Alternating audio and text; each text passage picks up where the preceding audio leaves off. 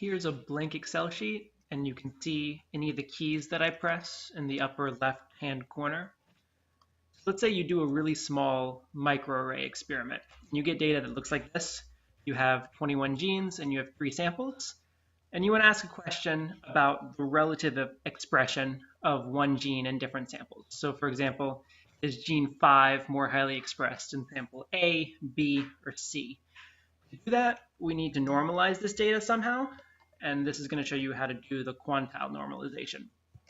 The first step is these gene IDs actually correspond to each sample, so we're going to go ahead and paste them in front of each sample. So let's do that.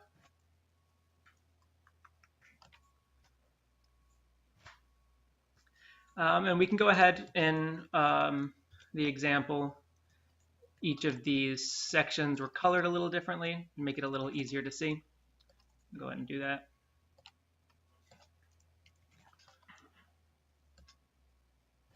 In the next step, we're going to sort each of these colored sections.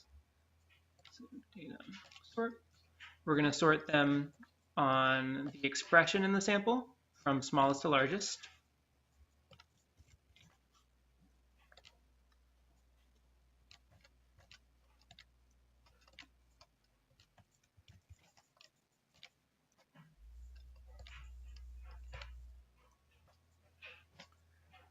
And now for each level, and by level I mean each of these rows, we're going to take an average. So here's an average for level. And we're going to calculate the average of this one, and this one. We'll copy that formula down.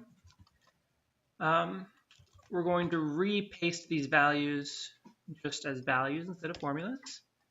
And now these numbers are our new gene expression for every sample. So we're going to copy those in. All right, we no longer need this average for level.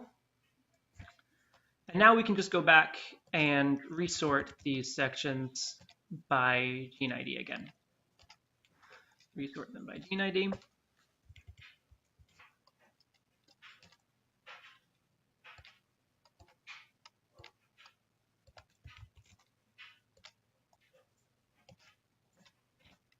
And now we can answer that question. So if we look at gene 5, we can see that its relative expression is highest in A, then in C, then in B.